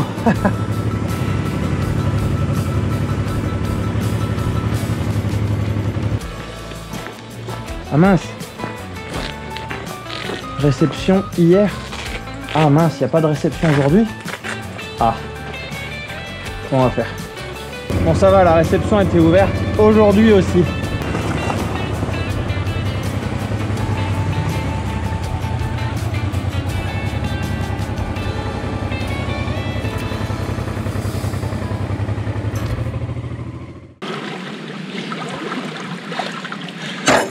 Et ils ont même une piscine. Elle est bien fraîche. Et après cette journée de moto, et surtout la traversée de toutes ces villes de Suisse, ça fait vraiment du bien. En tout cas, on se retrouve demain pour la suite des aventures. C'est direction Thonon-les-Bains pour démarrer la RGA. Ça, c'est ce que tu crois, mon gars. Mais tu vas voir que ce n'est malheureusement pas ce qui a été décidé pour toi. Bon, ben voilà. Au bout d'un moment, faut bien prendre la pluie. Hein. J'ai déjà eu une chance inouïe de ne pas la prendre dans toutes les belles routes que j'ai vues. Et là, voilà. Là, ça va être la pluie jusqu'à la maison. C'est un peu chiant le matin, bon ça va, c'était pas, j'ai pu paquer les choses au sec. Et là maintenant, c'est en train de tomber. Objectif de cette journée, rejoindre Thonon-les-Bains pour enfin faire la RGA depuis son début officiel.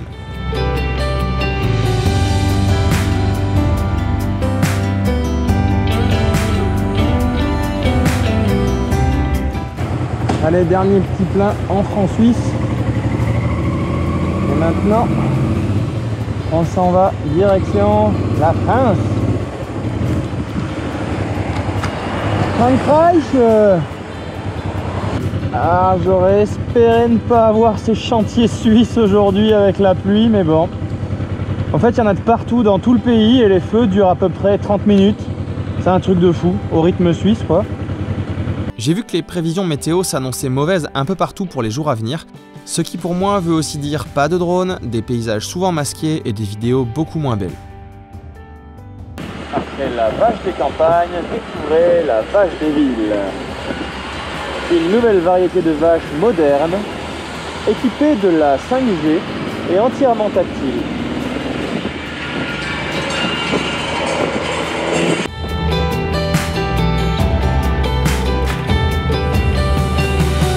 Oh, mais qu'est-ce que c'est? Ça reste des travaux? Mais oui, ce sont bien des travaux.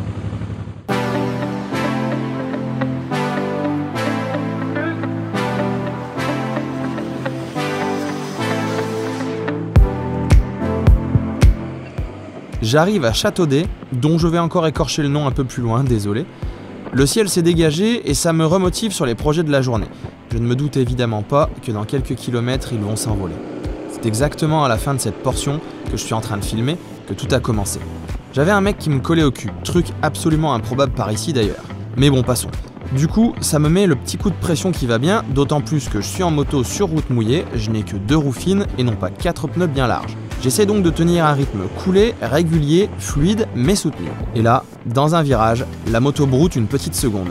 Comme quand je devais passer en réserve avec ma vieille mobilette en allant au lycée. Ça ne dure vraiment qu'une seconde et tout revient à la normale. Et puis, quelques minutes après, coupure totale en sortant d'un virage en montée. J'ai juste eu assez d'élan pour me mettre sur le bord en pseudo-sécurité.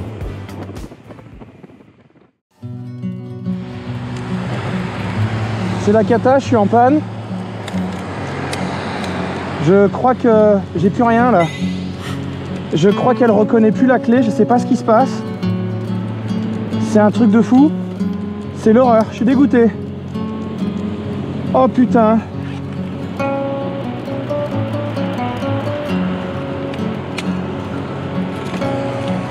Oh putain.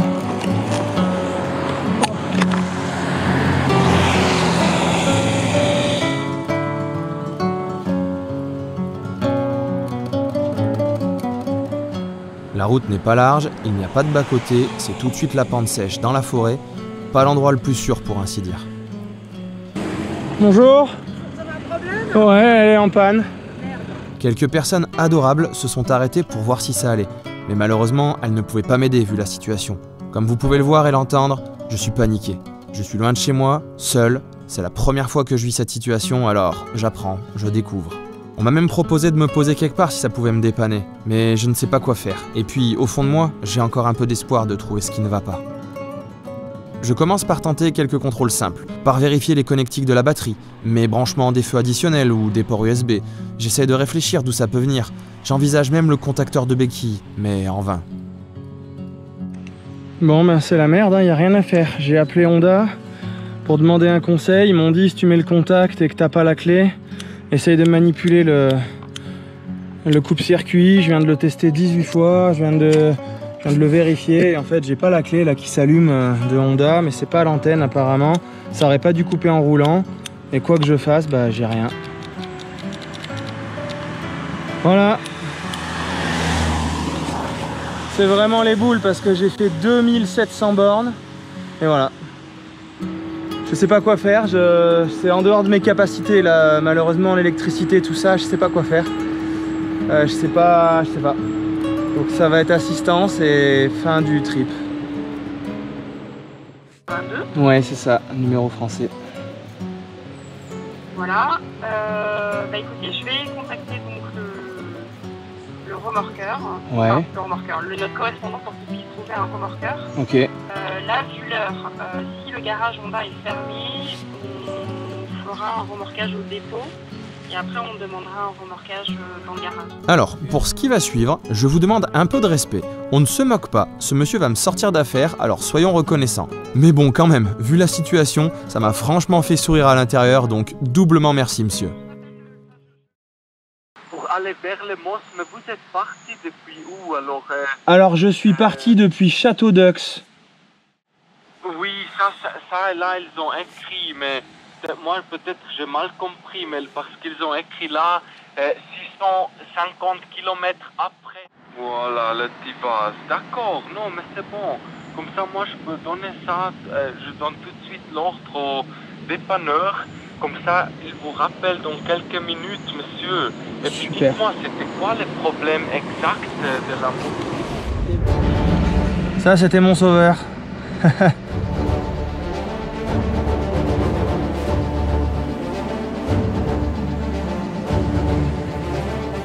Ben voilà, le remorquage est terminé. Nous sommes chez Perrin Moto. Et ils vont essayer de jeter un œil pour voir ce qu'il peut y avoir dessus. La panne est vraiment bizarre. Normalement c'est jamais bien méchant sur une Transalp, donc on va croiser les doigts. Bon allez, on va aller prendre des nouvelles de la Transalp. Du coup, c'était juste un fusible là-dessous en fait. C'était que ça. Un petit fusible, juste petit là. J'y crois pas. Juste ça. Et ouais, faut pas grand chose hein. Mais non. Mais pourquoi est-ce qu'il a coupé en plein roulage? J'en sais rien. Je vais t'en donner un ou deux de réserve au cas où. Mais Et dire que j'avais abandonné l'idée que ça puisse venir comme ça d'un fusible en plein roulage. Mais bon, vous allez voir qu'il n'a pas pété pour rien. il y avait une sacrée queue pour revenir en France. Au niveau de la douane, ça roule doucement.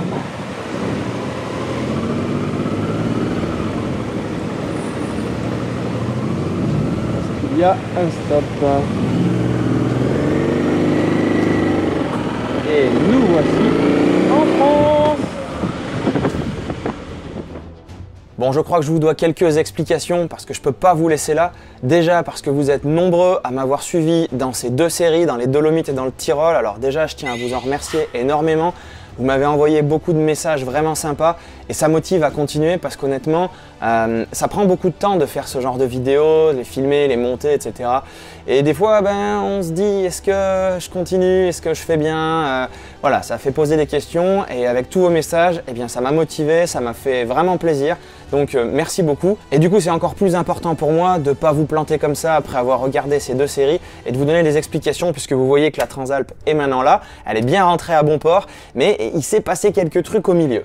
Alors après avoir pu repartir de Honda, de Perrin Moto à monter en Suisse, grâce à Ayla qui a pu trouver ce qui allait pas, elle m'avait quand même dit attention ton fusible, s'il pète, soit c'est qu'il était vraiment vieux, mais bon c'est rare, soit il y a autre chose, il faudrait faire quelques contrôles. Donc du coup, vu que cette journée-là était complètement morte, ça m'a changé tous mes plans, et entre le très mauvais temps qui était en train de s'installer partout, qui allait compliquer le fait de faire la RGA, entre des petits soucis perso qu'on savait qu'il allait arriver, où ça aurait peut-être été une bonne idée de rentrer à la maison et d'être présent, et puis cette panne, je me suis dit ok stop, des fois il faut peut-être écouter, c'est peut-être un signe. J'ai fait un voyage exceptionnel, vous l'avez vu, j'ai eu une météo de fou, j'ai vu des paysages formidables, c'était une super aventure, avec des petites bricoles au milieu, mais rien de grave, juste de quoi bien rigoler après. Donc là, je me suis dit, il serait peut-être temps d'écourter. Alors ce que j'ai fait, c'est que le soir même, j'ai foncé me réfugier dans de la famille pour une nuit, et j'ai pris une flotte incroyable.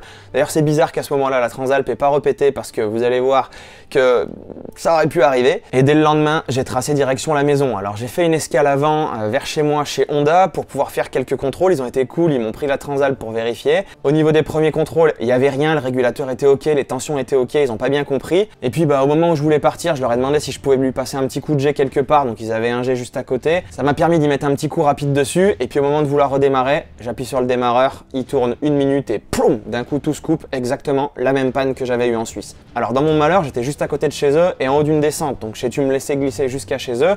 Ils ont regardé, c'était de nouveau le même fusible qui avait pété, mais là, ça commençait à sentir mauvais, il y avait une raison. Du coup, le temps de prendre rendez-vous à l'atelier pour pouvoir faire ça proprement et leur laisser regarder, le mécano a fait 2-3 contrôles encore, a regardé, démarrer, éteinte, ça marchait bien, donc je recharge mes affaires et je vais pour repartir. Il était midi, il ferme l'atelier.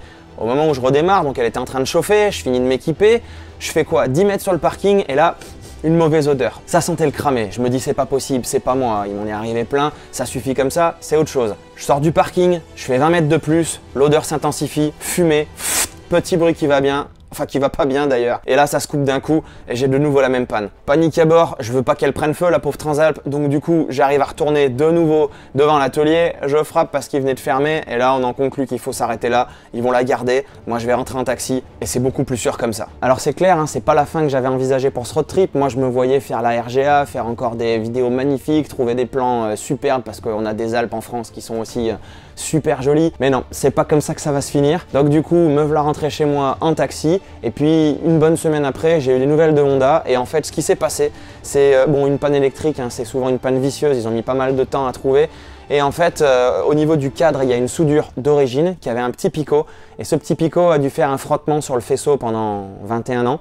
Et puis ça a décidé d'ouvrir un jour le faisceau et de faire une masse sur le cadre, ce qui provoquait ce court-circuit, allant jusqu'à la fin à une partie du faisceau qui a dû cramer. Donc ils ont pu réparer, c'est maintenant de l'histoire ancienne, j'ai pu la ramener à la maison, je lui ai mis un kitchen tout neuf et je vais pouvoir repartir puisque j'ai tout bientôt un nouveau trip hors saison pour aller faire le tour de la Sardaigne. Donc c'est génial, on est prêt à repartir avec la Transalp, j'ai fait quelques contrôles, le jeu à la direction, quelques réglages, le niveau d'huile, tout ça, c'est bon, on peut enquiller. Si ce n'est pas déjà fait, pensez à vous abonner, activez les notifications avec la petite cloche, comme ça vous saurez quand vont sortir les prochains épisodes qui vont se passer en Sardaigne. Et puis il y a pas mal d'autres projets cet hiver qui vont voir le jour du coup printemps 2022. Donc restez branchés et je vous donne rendez-vous très bientôt pour la suite des aventures.